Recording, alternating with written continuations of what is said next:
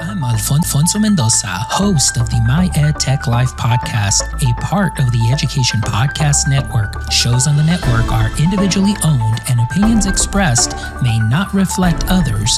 Find other interesting education podcasts at edupodcastnetwork.com.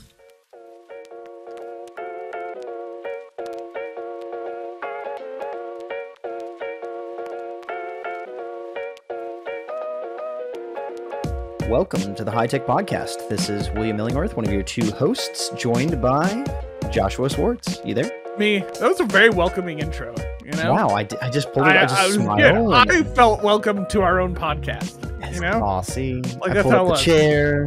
Yeah. Brought you a warm drink. Lit the fire. You know. Oh, that brings up a good memory from college. I love that. It Christmas does. I actually just told that stuff. Story recently. Oh yeah. For not the good parts of it.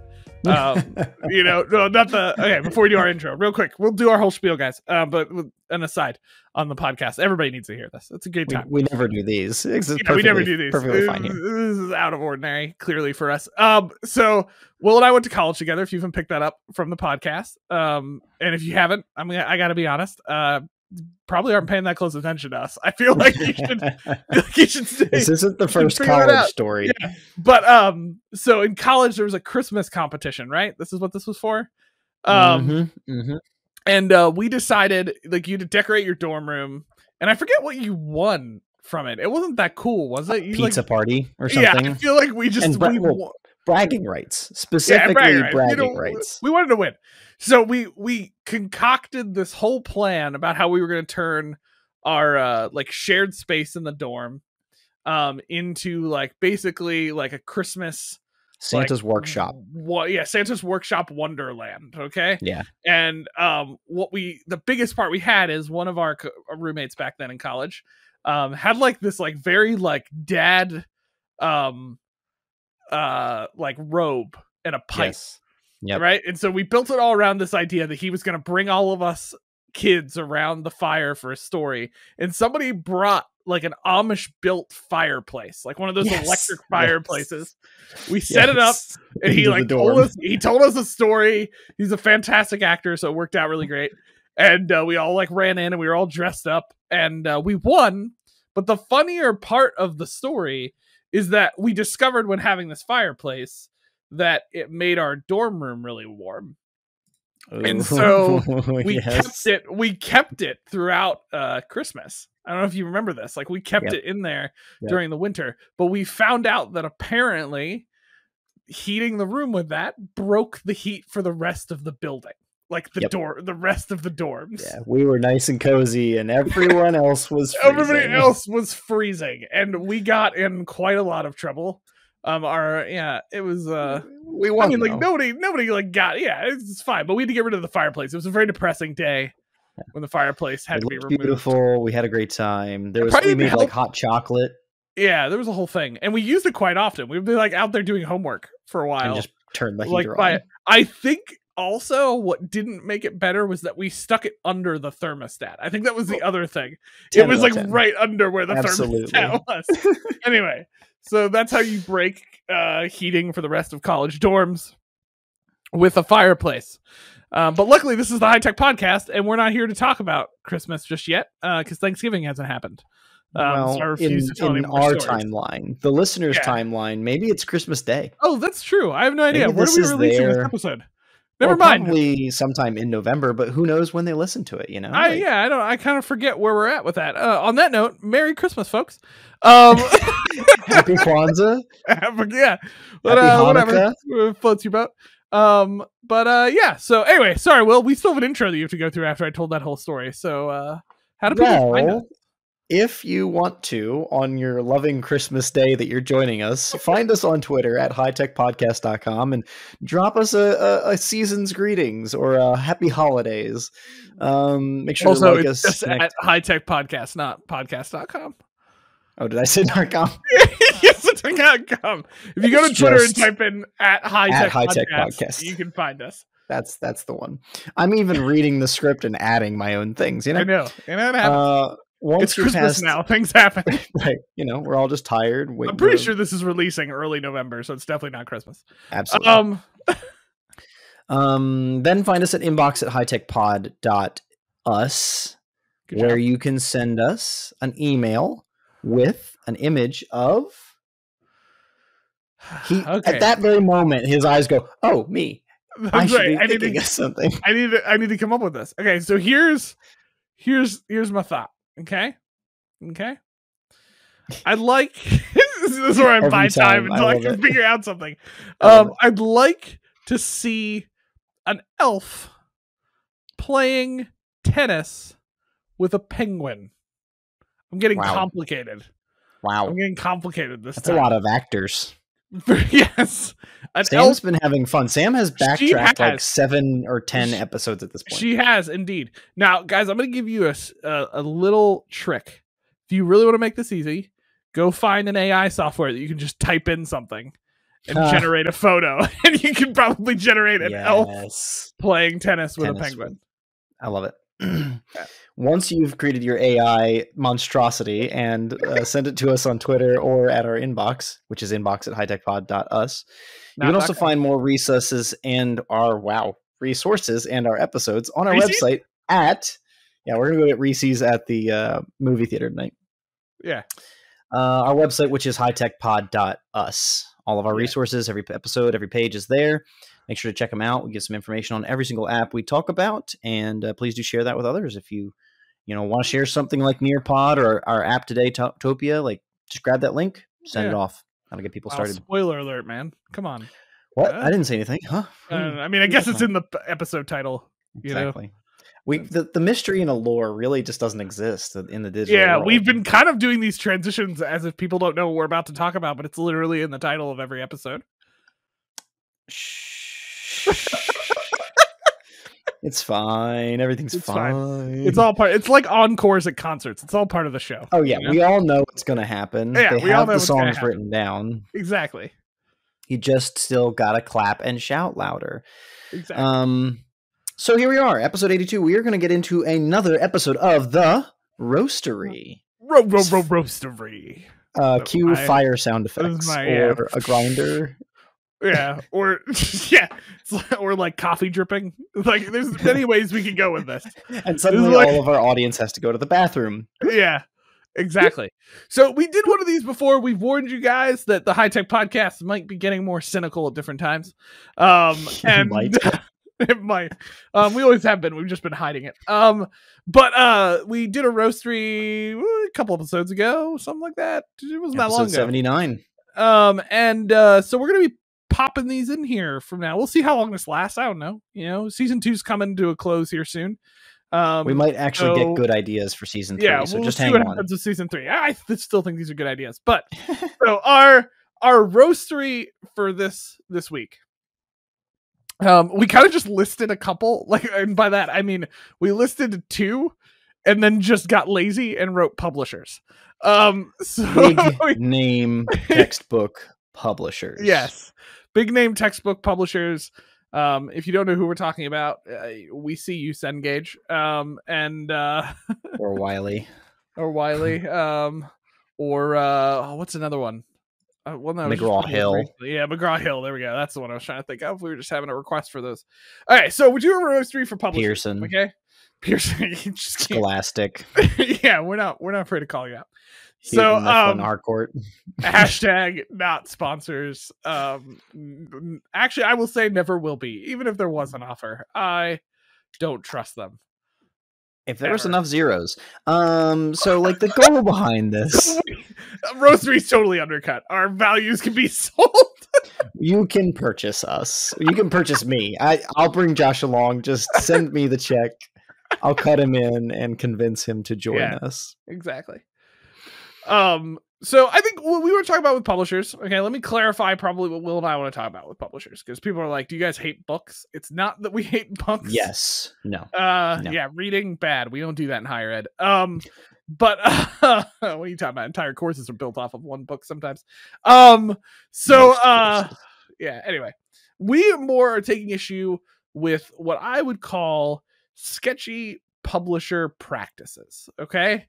Does that feel like that encompasses what our roastery has to do? Still with feels publishers? like it's going to be a long list, but yes, indeed. Right. So, like, let me give you the scenario that probably spawns this mostly for Will and I. Okay. And there's a couple different scenarios, but this is in my area of technology, having to deal with this all the time. Email from professor or subject matter expert working on a course that we're designing. I would like to pull in these 38 quizzes from my publisher book. They say it'll be free as long as my class uses the book. Yep. Like, does that sound pretty standard and common to what you've heard before? Check, and check. Yes. So in education specifically, I mean, this happens in K-12 too, for sure. But like in higher ed, where we see it a lot is more and more publishers are trying to get bigger deals with institutions to basically design courses around their resources. Yeah. Like literally I've heard proposals that involve literally designing a course. The whole course has been designed by the publisher. Like that's in play. And then it's usually packaged in a couple different ways. It's packaged to the instructor as it'll be super easy to get resources for the course, so you don't have to come up with all this stuff from scratch. We'll manage the resources for you.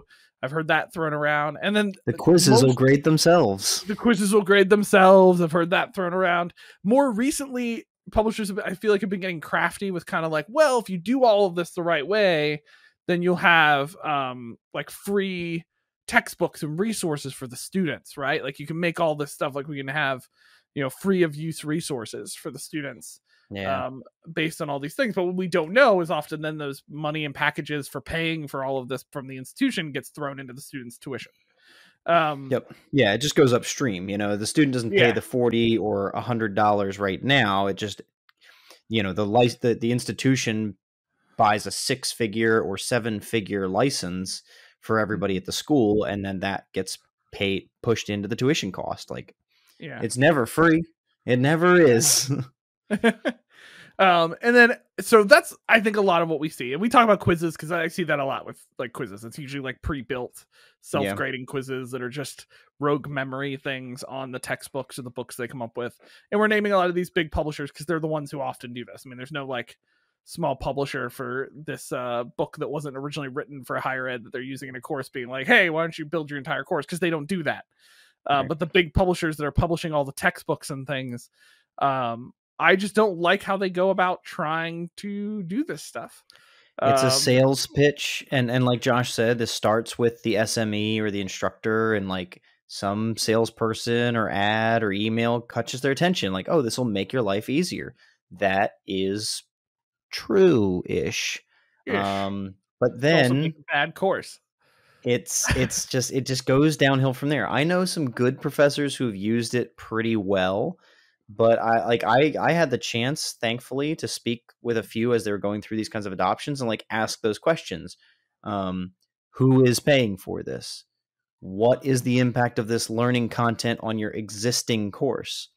How are you going to account for the changes in the quizzes from content to week to week? Like, I remember a faculty member in my undergrad who had, I'm just going to say round numbers, 500 quiz questions written for his courses. And every week he was modifying his quizzes to update the quiz to meet the content he reached that week. Like if he didn't get as far as he thought he was going to get, he would move quiz questions out of the quizzes into future quizzes, or, like mix and match them from question banks, which I think is a good practice. If you've only taught so far, only test so far, if you're doing it that way.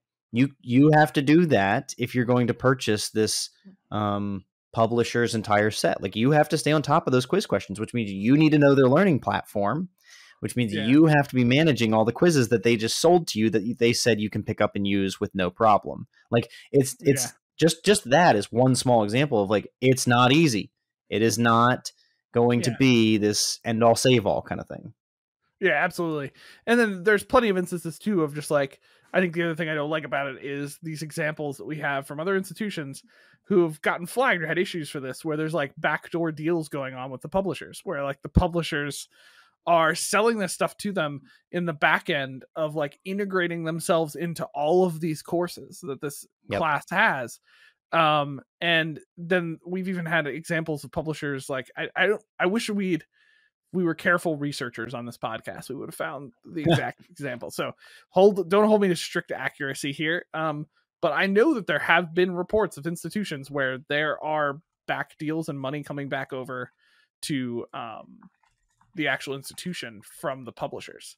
And like the institution's making money off of using these deals with the publishers themselves, which can be problematic and I think is not very ethical in my opinion. But No, even putting because aside, go ahead. at the end of the day, like if that student wants to buy the textbook, they get to make that choice. They get to make the choice about how that impacts their learning practice and their future studies, and that like it's there's some autonomy and agency for the student. That is a good thing. Suddenly, you have the entire psych department built on Cengage's or Wiley's or McGraw-Hill's or whomever's psych courses and psych textbooks. Well, you know, at the end of the day, they're trying to sell a product. Who vetted those textbooks? Who made those textbooks? Who are the faculty? Who are the institutions behind it? Like that's one of those things. Not even just from the money side and the ethics of the students being forced to purchase or not. What's the credibility to the content being produced? We had a big surge in the last 5 years for open educational resources, right? There's been a lot of stuff done to make free textbooks. The issue is there first and foremost, who's writing those free textbooks? Well, that issue is not, it's not just absolved for big publishers just because they've got money. They could be using, shall I say, less than experts, you know what I mean? Like they could be using people to write these textbooks that are just like me. Like I know folks who have written courses for the faculty just because they met a deadline, and that person doesn't know anything about biology, computer science, whatever, right? And they just pulled together Google stuff and YouTube, and that's not ethical either. We are selling students an expert experience in learning a subject matter. And if the content from the publisher or the content from the designer, from the faculty is not up to par, we shouldn't be selling them the textbook or the quizzes or anything if it's not actually legitimate material. And I think that there's so much space for this. Like we need to be watching, as in designers, as technologists, like trying to advocate for our faculty. But faculty need to, watch out for this. They need to take the time. I know none of us have time, but the big goal is to sit down and read through the textbook, take the quizzes and check the questions. Like if you're not doing that, who is teaching your students? Like what's who is the teacher if you haven't taken the time to review that content? Absolutely. They're paying to, and like, don't get me wrong. Like I work in an institution and like, I'm a fan of standardizing things, creating systems to build core. Like I'm directly responsible with a team for coming up with a standard sequence in courses that we're using. So I'm not opposed to standardization. What I'm opposed to is purchasing out of the box courses so that you don't have to make them yourself. And that's not always the motivation behind faculty. Like I get it, like faculty are overwhelmed and sometimes they're just trying to get resources and things like that. But I think often this can bloom into basically we built the course around the textbook, not about the outcomes. And that's a problem. Like that's not what your students are paying for. They're paying for you as the teacher and for the unique content that institution has developed based on the outcomes that they developed for the course. Anything different is an issue in my book. And I think that's why we a lot of times, like those of us in learning design areas and instructional design and technology, have a lot of problems with these publishers a lot of times because we see the result of them, which is a lot of times content that could be much better but is lesser because it's connected to the textbook directly and saves an instructor time. And there's plenty of examples to use that stuff. I mean, like I've seen instructors, they build the whole course. It's pretty customized, but you know what? There are good questions from the textbook. And so why reinvent the wheel? So they get files from the publisher that they can put into their course and use that stuff. I have no problem with stuff like that. Or like I've seen in science labs, like we have a whole like purchase lab kit system with a publisher that we use. and that students get, and it integrates into a tool that's integrated into our learning management system that students can fill out. That's built by the publisher, right? But we vetted that as a good resource along with the textbook, and we use it because it gives us something we couldn't do even if we didn't have that. There's like interactive stuff that they have much more money in invested, and at the end of the day, the course is better. So if it makes the course better, I'm not against it. What I'm against is a lot of times how these publishers will sell themselves as kind of the silver bullet solution to your course. And then what you end up having is just these standardized courses that are built purely off of publisher content, and content that honestly is not better. It's actually worse than if the instructor took time to work on the content themselves. I love that you're making the point about like the silver bullet approach. Yeah. That is the sales thing. And that to me is the issue, right? If publishers make good books, that is the way of content. That is good. I have no problem with that. At the end of the day, they're trying to sell these books, and that is still a good practice because we have to sustain the system that gets the books out there and makes them and pays the faculty to write them. Cool. If your sales approach is, here, faculty, here's how we can make your life so much easier and reduce all the work it takes to teach, there's some good things for reducing the workload so that faculty can spend more time teaching, yes. But if we are teaching for them through the text content and they're not taking the time to vet and review, that's where it's lost for me. And I think that's the sales approach I've always experienced. You know, I've sat in on a couple of these calls with faculty. I've done these calls for faculty. It's cool. never, You got invited it's never to the calls. Oh, that's nice. Oh, well, you know me. I make friends. You know. Oh yeah. I get an email after they've talked on the call and decided that it's already a done deal. Yeah, Josh, this is the way to do it. So here you go. Please do this now, right? Yeah. Don't worry. They told me it's an easy click of a button. That's cool. You just have to click here. Yeah. Yeah, absolutely. Like that's how it's played out. And then I think my other gripe gets to what I'm joking about right now, which is that this is a public service announcement to any faculty member listening to this podcast. Okay. PSA. Come around the fireplace. I promise we'll put it away. We won't break the heat. Okay. Just come around. See how I brought it back.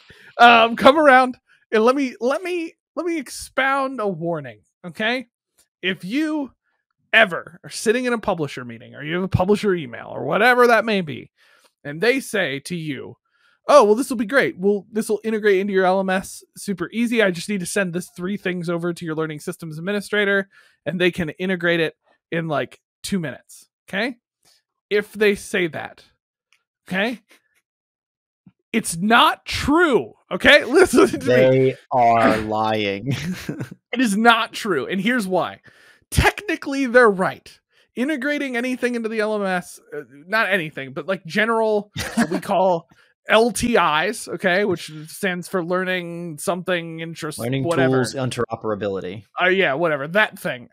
So LTI, or just basically just the term used a lot of times for LMS apps, is yes, a lot of them are fairly simple to actually turn on in the LMS, but that's like saying, don't worry, building a house is super easy once you plug it in. Okay, like that's not.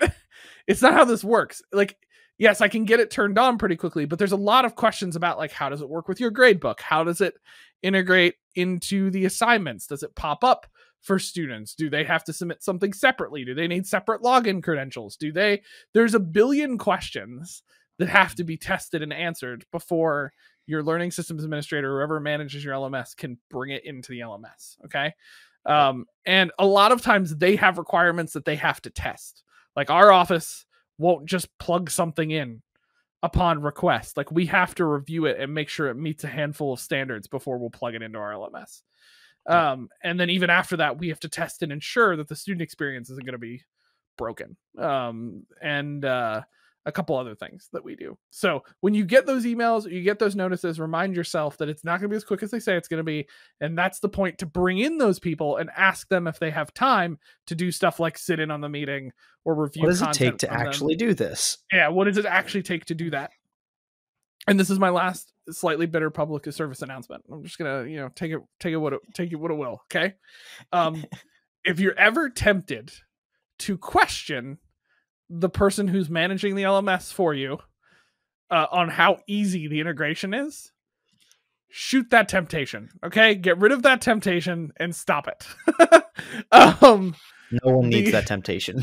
Nobody needs that temptation. The amount of times I love some of the faculty I've worked with, and they were meaning well, but the amount of times I had an email of a faculty member questioning me if I knew what I was doing on integrating LTI when I actually knew what an LTI was and they didn't even know they were talking about an LTI was slightly laughable. So please don't do that. Those people are in those jobs for their reason. I promise by them asking questions, doing what they're doing, they're not trying to stop you from doing what you're doing. They're trying to make sure that what you want to do will work. And the publisher that promised you that it will absolutely work has no clue what they're talking about. It will probably work, but they don't know how your LMS is set up. They don't know how credentialing works at your institution. There's a lot of factors that they don't control, that they don't have to tell you is a factor, and they don't want to tell you is a factor because they want you to buy what they're selling. So that's my other little spiel as you're looking at it. Yeah, the opportunities with publishers can be good. The sales approach, bad. The opportunity for you to kind of keep your eyes open and learn something, good. But like at the end of the day, we are, Josh and I, pretty big advocates for good, ethical, healthy teaching and learning practices. And there's just so many that we've rubbed up against in our work that are just frustrating. And you know what's even worse? In higher education, there's a lot that I think keeps these folks with lower prices. They always try and backfill prices somewhere else, or they're always trying to upsell to get the institution signed on, right? Because then they know they can get a big number. But once these publishers are in the corporate space, the prices are like double and triple, right? So they'll sell these same content things to different fields, right? And they'll go outside of education, for instance, and the prices just skyrocket. When I deal with vendors now in corporate, the numbers, it's not necessarily textbooks, but learning content in corporate is very expensive. And I'm like, this is not a cool moment here, folks. We're, okay, you need to make money to keep the business going. But at the end of the day, I'm a little chafed at the moment with how much people are trying to make just because they can, as opposed to I need to make my costs back. And then I need to make more so I can pay the people who made the stuff. And then I need to make enough so I can stay profitable. Like that's kind of the three tiers there. And most of these companies are adding a fourth and fifth tier where they're just trying to bloat the money they can milk out of these industries. And ironically enough, these publishers are going to public institutions and stuff like that, where they're getting these big number deals, which means the taxpayer at the end of the day is the one footing these huge, enormous bills off of what I would say is unethically sourced contracts. Like I'm not going to get political. That really chafes me. Like I just, if I had to make a choice as a taxpayer, whether or not these students are getting this content, I would want to know what the content is. And yet I'm so far removed from that I'll never as a taxpayer know that. And so there's the only people who are there to protect, academia and the people down the stream are the faculty member, maybe their chair, if the chair is involved in the purchasing decisions, and people like me and Josh. And that's why we were taking a moment this week with the Roastery to hopefully share some good news. It's a little, again, it's opening up the cynicism, opening up some of the darker sides of our ed tech thoughts. But in my opinion, we use the Roastery because it's a pretty good metaphor, right? If you're roasting coffee, roasting coffee becomes something good, right? Yeah, absolutely. If you're burning someone down, that's bad. Yeah. We're trying to create something good out of it, and just make sure that that this whole publisher game and everything that they give to you is not the you could say the utopia that they promise you that it will be. It's not the perfect environment. Didn't even notice that Josh. Yes, they say it will be. So with that though, that reminds me of an app that we would like to talk about. That's right, folks. I had such a good transition. I noticed in Will's. I'm looking at Will's face right now, and he didn't even notice until a few seconds later what I was doing. Talked it right over me. It was beautiful. Right over, yeah. Okay, so we want to talk about an app called Topia. Okay, today, and the users are like, "It's not a surprise, guys. It's in the title." Yeah, well, we just figured that out, sir. So let us. We're 83 episodes in. Okay, we'll try and change next episode. Okay, we're not that. We're not paying attention. 82 Okay, episodes, whatever. Yeah, whatever. Topia is an app that we've actually known about for like over a year. Because we found it when we talked about another app that was very similar to it. So back a while ago, and we're killing time till I can get to the database where I search this stuff. You even beat my attempt. Like I was like, oh wait, oh man, he wants an episode number. Maybe I should look that up for him. Nope, didn't happen. Nope. So yeah. So we talked about a tool called GatherTown on episode 35. If you didn't check that out, you should go check it out because I still like GatherTown. I think it's a cool tool. It was ironically the end of season 1, so it was close to about a year ago. So we talked about GatherTown. While doing that, we were looking into some other alternatives. So for those who don't know what GatherTown is, GatherTown is still around. It's kind of like the middle ground between what they're trying to do with kind of this metaverse thing. Kind of virtual reality area and like video conferencing. Yep. It was basically like you're a little like 2-bit game character, but you can build a virtual office or classroom, and everybody gets a little character. They can walk around different tables in the room or breakout rooms that people can sit down in, and it's proximity based. So if I would get close to Will's character in the area, our cameras and webcams would kick on if we wanted them to be able to kick on, and you could talk with each other. So it was a great kind of like virtual conferencing tool that also gave you some kind of embodiment in there, and there were some really cool features, and I still think GatherTown's pretty cool. Topia though is another alternative to that in GatherTown. Topia is the same type of idea. It's essentially a virtual environment that you can build different places. Like where we found out about it was the like office place that you and Marissa go to. Our co-working facility uses it. Yeah, it was a COVID thing to use it a lot more, but they have some events that they do from time to time. Yeah, so it was like a virtual environment, and they could now. Did they actually build a replica of the office building? Was that what happened? I don't know. I think they just did some like basic office rooms and stuff. I don't think that they went further than that. Yeah. So anyway, so you get like a little character. The thing I like about Topia is one of the criticisms I think of GatherTown, and I think it's valid for those who are not into video games or want to look more adult. It's kind of hard with GatherTown. My character had a top hat. Yep.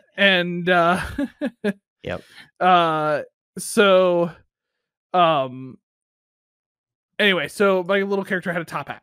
And it was a little childish. So if you were using it for like higher ed, I could see how some people would get kind of turned off to it. So Topia is a little bit more adult, I would say. I mean, as I'm saying that, there's a GIF on their website with somebody dancing. So it's not like Nintendo video game design. You know what I mean? Like there's a little bit of a difference there. Like GatherTown is trying to be a little video game with a professional purpose.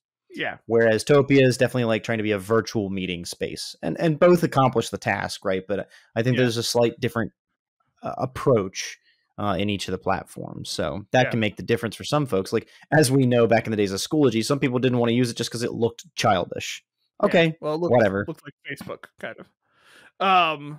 Only a little bit. But yeah. Like, so Topia does that. What I will say that I really like about Topia, so Topia has all the stuff that we talked about in GatherTown. So it has a chat area.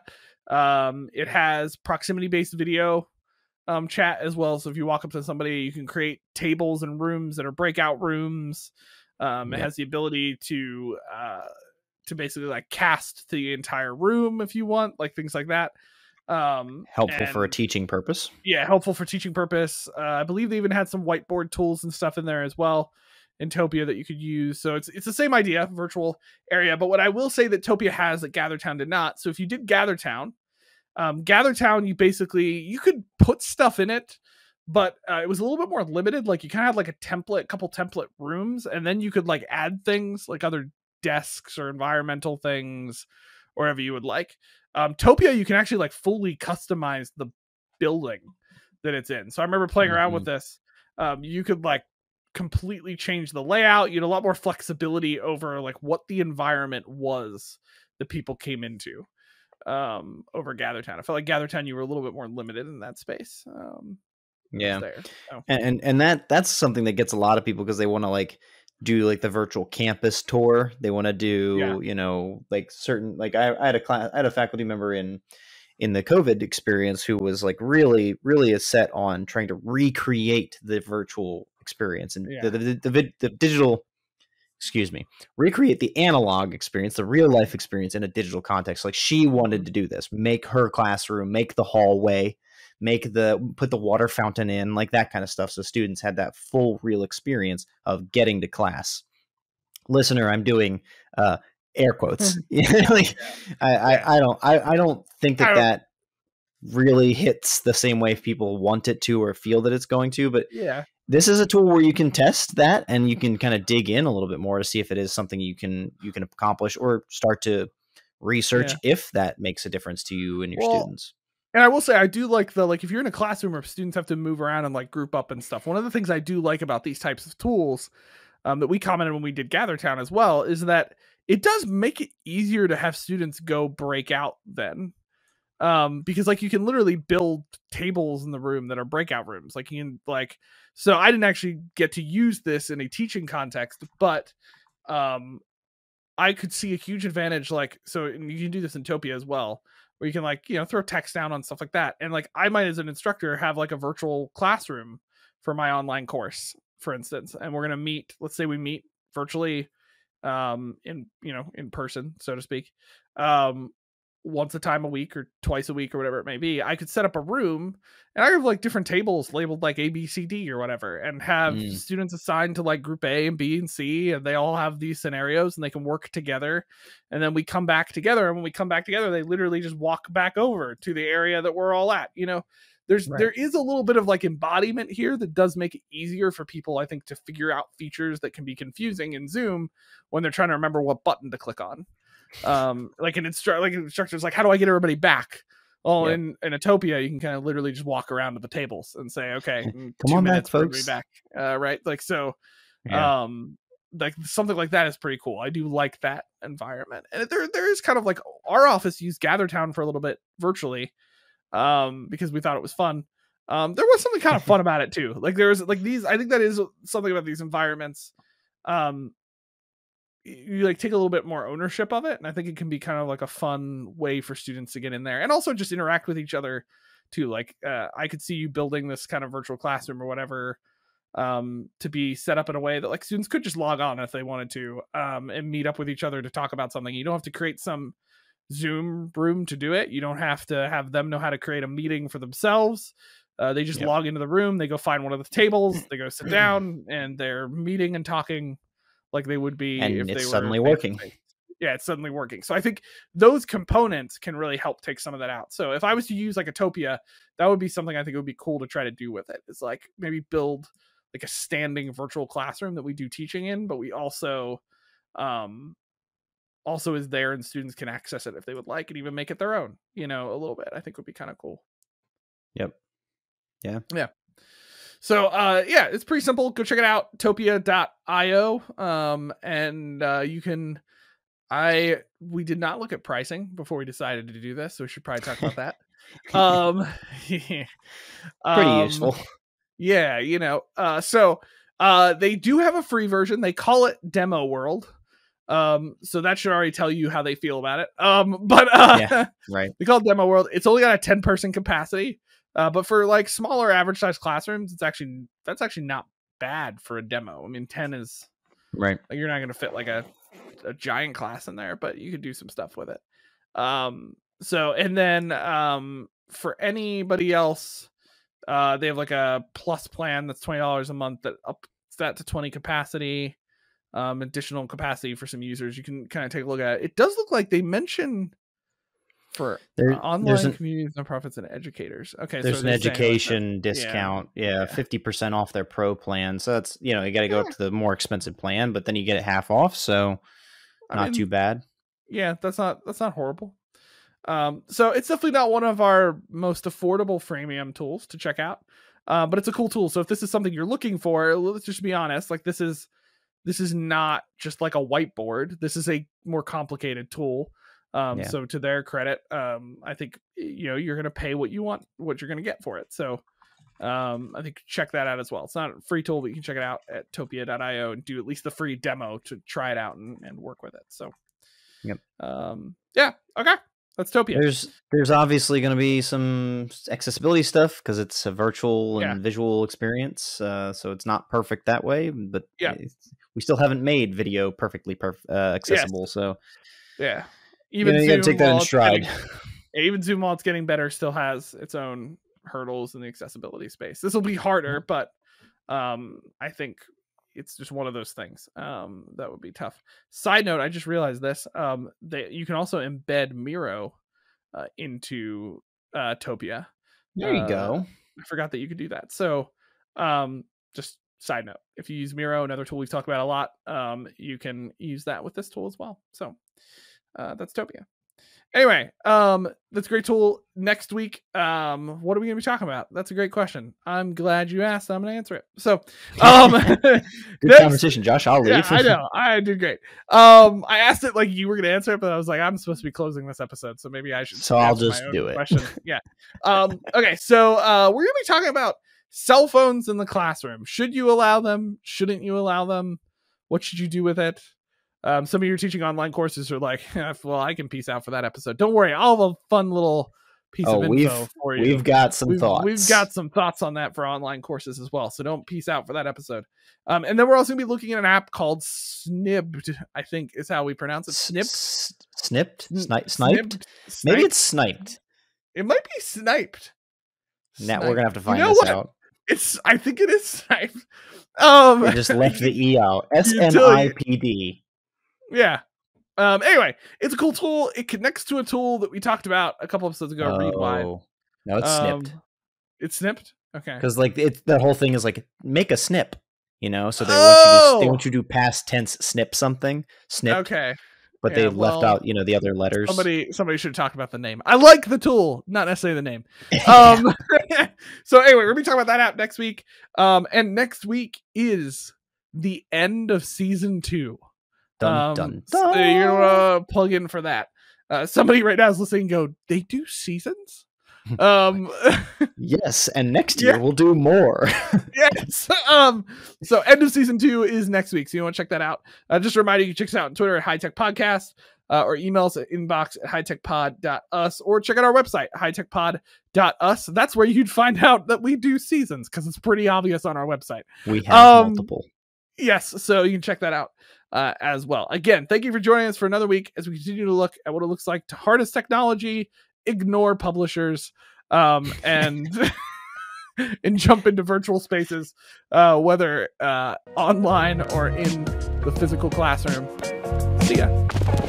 See ya.